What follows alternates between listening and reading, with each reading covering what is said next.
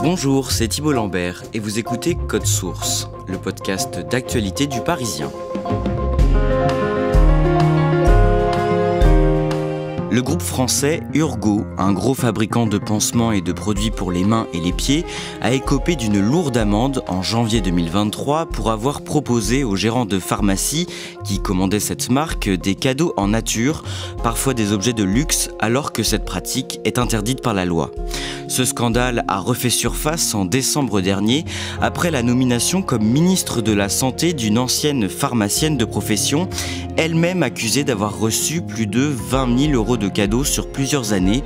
Mais elle n'est pas la seule. Environ 8 000 professionnels risquent des sanctions. Certains ont même déjà été condamnés. On revient sur cette affaire dans Code Source avec deux journalistes du service Futur du Parisien, Elsa Marie, spécialiste santé, et Nicolas Béraud.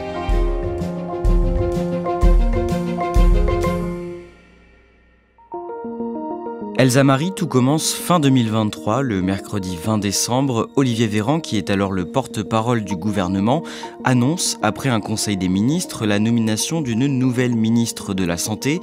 Elle doit succéder à Aurélien Rousseau, qui vient de démissionner pour protester contre la loi immigration. Qui est cette nouvelle ministre en quelques mots ? Il s'agit d'Agnès Firmin-Lebaudot, elle a 55 ans, elle est pharmacienne de profession. C'est une proche d'Édouard Philippe, elle est porte-parole du parti Horizon. Et avant de succéder à Aurélien Rousseau, elle était déjà ministre des professions de santé. C'est une femme qui est expérimentée, elle a été longtemps adjointe à la mairie du Havre où elle est née. Elle a aussi été députée et elle est décrite comme une femme de terrain qui ne cherche pas forcément la lumière. D'ailleurs, elle n'est pas vraiment connue du grand public. Au lendemain de cette nomination, le site d'information Mediapart révèle que cette nouvelle ministre est visée par une enquête judiciaire. Nicolas Béraud, que dit cet article en résumé ? En résumé, on apprend dans Mediapart qu'Agnès Firmin-Lebaudot est accusée d'avoir reçu l'équivalent d'environ 20 000 euros de cadeaux divers de la part des laboratoires Urgo, avec qui elle était en liens commerciaux en raison de son activité de pharmacienne. On va revenir plus en détail sur ces cadeaux qu'on lui reproche d'avoir acceptés, mais avant, vous allez nous expliquer le scandale que cette affaire a mis en lumière. D'abord, Elsa Marie, pour qu'on comprenne bien, dites-nous où les pharmaciens achètent les médicaments et les dispositifs médicaux pour les revendre ensuite aux particuliers. Les officines s'approvisionnent auprès d'établissements pharmaceutiques de vente en gros ou bien directement auprès des laboratoires. En règle générale, quand il s'agit de médicaments qui sont remboursables, eh bien, ils achètent ces médicaments auprès de grossistes. Et quand il s'agit de produits qui sont très demandés, comme c'est le cas des pansements Urgo par exemple, eh bien le pharmacien l'achète directement au laboratoire qu'il va choisir en fonction du rapport qualité-prix ou parce qu'il a l'habitude de travailler avec lui. Les laboratoires et les grossistes ont le droit d'accorder aux pharmaciens des remises. Expliquez-nous ça. Oui, c'est quelque chose de classique et qui est tout à fait légal. Un petit peu comme si vous alliez au supermarché et que vous aviez un produit acheté, un produit offert. Par exemple, vous avez une remise commerciale qui peut être par exemple de 20 ou 30%, vous passez commande et donc vous avez une ristourne. Cette ristourne, elle est légale. Par contre, ce qui est illégal, c'est d'offrir des cadeaux. Nicolas Béraud, ces avantages qu'offrent les laboratoires et les grossistes sont très encadrés depuis 1993. Que dit la loi ? Alors effectivement, en 1993 est entrée en vigueur la loi dite anti-cadeau qui a été nettement renforcée en 2017.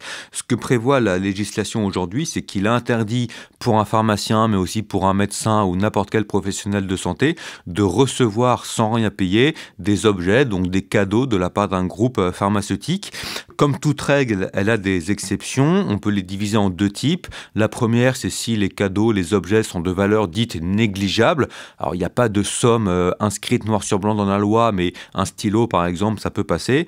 Et puis, l'autre type d'exception possible, c'est pour les offrandes à caractère purement professionnel, comme des défraiements lors d'un voyage. Mais dans ce cas, ça doit être contrôlé et déclaré. Et même, parfois, il faut l'autorisation en amont. Au début des années 2020, la DGCCRF, la Direction générale de la concurrence, de la consommation et de la répression des fraudes, a dans son viseur une multinationale française, les laboratoires Urgo. Quel type de produits est-ce qu'elle fabrique ? Alors Urgo, donc, c'est une entreprise française qui est basée à Dijon, en Bourgogne. Elle vend des produits de parapharmacie comme des pansements, des compresses. Beaucoup d'entre nous ont peut-être déjà acheté des pansements Urgo en pharmacie, par exemple. Ça se trouve facilement pour quelques euros. En janvier 2023, cette multinationale comparaît devant le tribunal de Dijon et plaide coupable de pratiques commerciales illégales. Elle reconnaît quelle faute? Alors en fait, l'entreprise Urgo a été dénoncée par des concurrents qui ont découvert ce système de cadeaux et qui ont considéré que c'était une concurrence déloyale, d'où l'enquête qui a été menée par la répression des fraudes et qui a conduit à ce que Urgo reconnaisse avoir proposé à de nombreux pharmaciens: vous commandez chez nous et à la place de remise commerciale, si vous le souhaitez, vous pouvez prendre des cadeaux parmi un catalogue qu'on vous soumet. Et donc l'entreprise est condamnée? Absolument. Alors d'une part, il y a plus de 5 millions d'euros de biens qui sont confisqués et en plus de ça, il y a une amende de plus d'1 million d'euros. Et après cette première étape, la justice veut désormais poursuivre les pharmaciens qui ont accepté ces avantages en nature. En fait, la justice a récupéré les listings de tous les pharmaciens concernés par ce système lors des perquisitions au sein des laboratoires Urgo. Et donc, dans un second temps, les procureurs, la justice vont enquêter sur tous les pharmaciens qui ont reçu des cadeaux. Et dans le cas d'Agnès Firmin-Lebaudot, une enquête est ouverte par le parquet de Rouen en juin 2023. On en revient donc à l'actualité qu'on évoquait en début d'épisode. Le vendredi 22 décembre, la nouvelle ministre de la Santé, Agnès Firmin-Lebaudot, confirme sur France Bleu qu'elle est visée par une enquête judiciaire. Dans le cadre de ma fonction de pharmacien, effectivement, une enquête est en cours et permettez-moi de réserver, les échanges que je devrais avoir avec les autorités compétentes dans les jours suivants. Elsa Marie, quels sont les cadeaux qu'elle aurait reçus de la part d'Urgo ? Alors, elle aurait reçu plus de 20 000 euros de cadeaux et la liste est longue et embarrassante.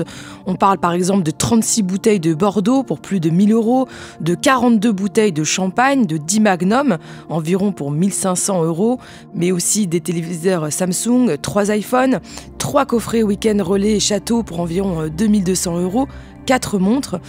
Et c'est d'autant plus grave qu'en tant que pharmacienne, elle aurait dû déclarer ses cadeaux, ce qu'elle n'a apparemment pas fait. À ce moment-là, Nicolas Béraud, avec Elsa, vous contactez des gérants et des gérantes de pharmacie pour savoir si ils ou elles se sont vus proposer des cadeaux de la part d'Urgo, si c'est quelque chose de courant. Qu'est-ce qu'on vous répond ? Alors c'est très simple, tous les pharmaciens qu'on interroge ce jour-là nous disent tous qu'ils avaient entendu parler d'Urgo, voire même que des responsables médicaux d'Urgo leur avaient directement proposé des cadeaux, donc ils leur montraient le catalogue de cadeaux dans lesquels il fallait choisir. Un pharmacien nous décrit ça comme un catalogue qui ressemble à une carte de restaurant chinois avec des grandes photos, plein d'objets, et les pharmaciens, on leur disait, voilà, choisissez celui que vous voulez en échange de commandes chez nous. Elsa Marie, à chaque fois, c'est des cadeaux de luxe ? Alors pas forcément, et c'est d'ailleurs la défense de nombreux pharmaciens qui disent qu'ils ont accepté ces cadeaux pour équiper en fait leur pharmacie. Ils ont par exemple accepté des super congélateurs pour conserver des vaccins. Ce sont des produits qui coûtent très cher. Mais quand on voit la liste des cadeaux proposés par Urgo, on voit qu'elle dépasse largement l'usage professionnel. On parle de tables de billard, de montres, d'alcool, ce qui n'a pas grand-chose à voir avec l'activité des pharmaciens. Et il y a beaucoup de personnes visées par les enquêtes de la répression des fraudes ? On estime que 8000 pharmaciens auraient reçu des cadeaux de la part des laboratoires Urgo entre 2015 et 2021.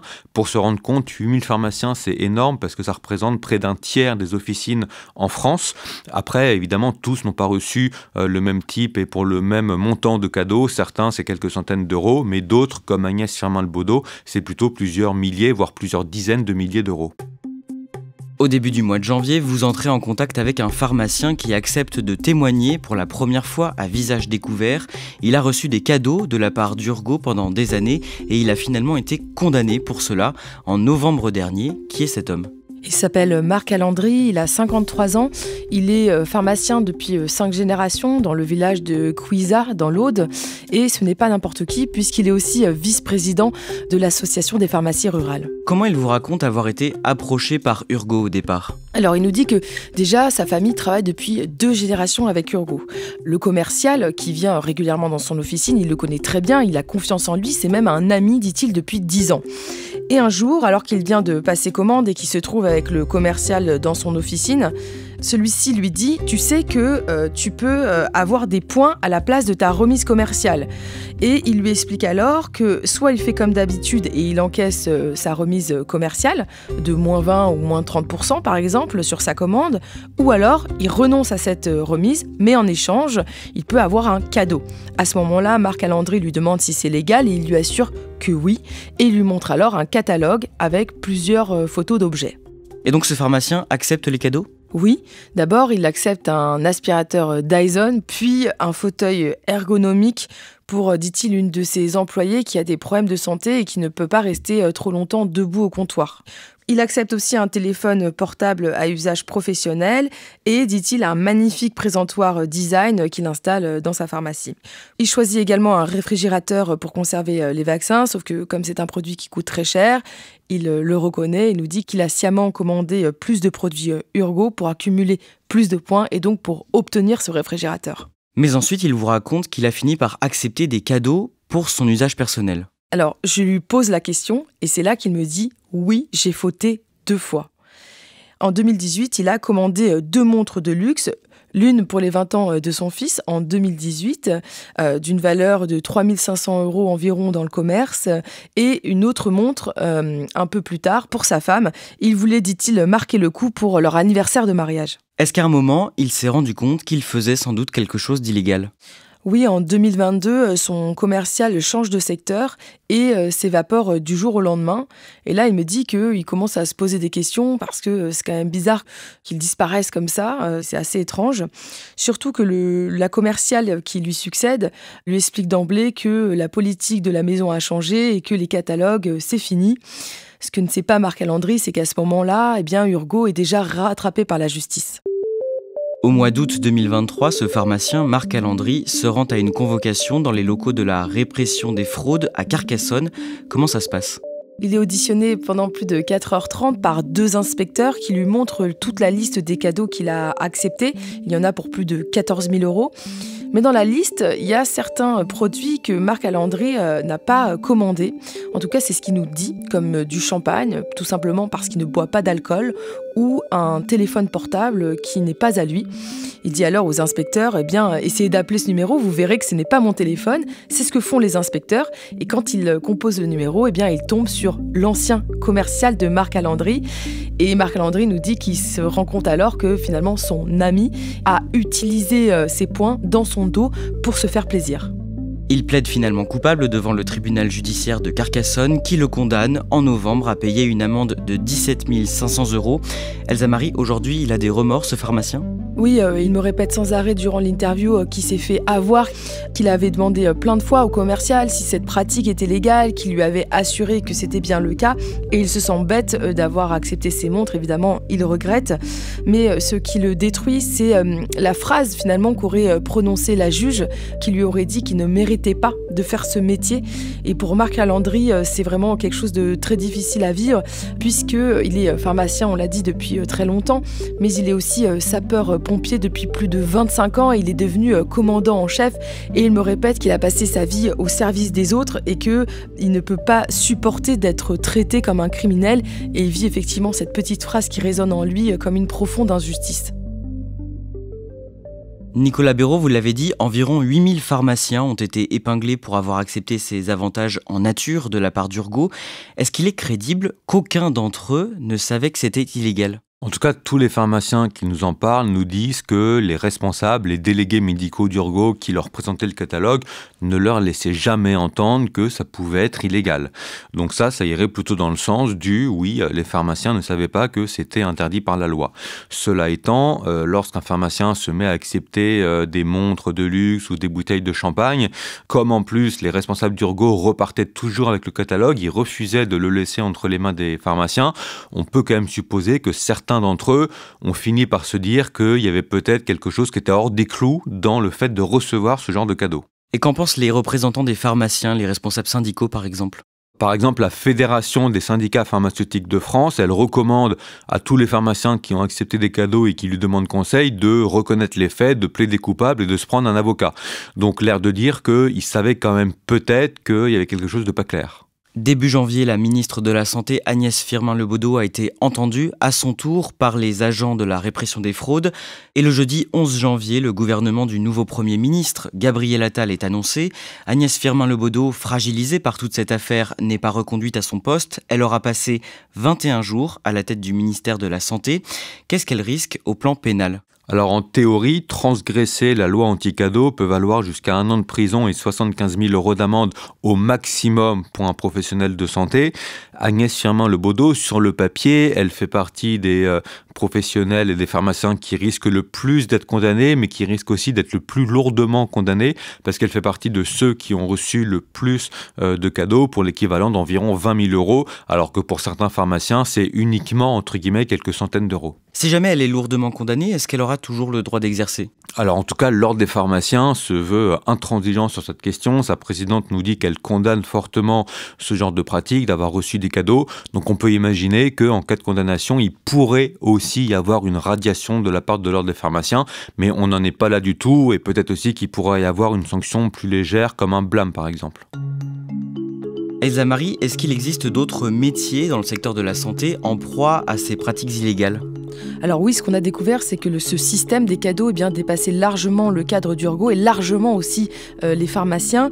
Le monde des dentistes est également concerné. En 2017, 2 groupes de vente de matériel dentaire ont été condamnés à des grosses amendes pour avoir offert des avantages à de nombreux chirurgiens dentistes en contrepartie de leurs commandes. On parle de 8000 dentistes concernés. C'est autant que les pharmaciens concernant Urgo. On parle de cave à vin, de GPS, de bijoux même, et de voyages. Ce qui est encore plus choquant, c'est qu'à l'heure où on se parle, les fabricants proposent toujours sur leur site des téléphones, des téléviseurs, des tablettes. Donc ce qu'on peut dire aujourd'hui, c'est que le scandale continue. Nicolas Béraud, ces fabricants affichent donc la possibilité de recevoir des cadeaux en toute impunité ? En tout cas, sur leur site, il y a toujours des programmes de fidélité qui sont présentés. Alors, un programme de fidélité où, en passant commande, on accumule des points, puis on a après des remises sur de futures commandes, ça pose aucun problème. Par contre, on s'est aperçu que certains groupes proposent en échange de points cumulés un chèque, par exemple, ou alors un objet comme des écouteurs qui n'a pas beaucoup de rapport avec l'activité professionnelle d'un dentiste. Et ça, pour une avocate spécialiste en droit de la santé, ça pourrait effectivement tomber sous le coup de la loi.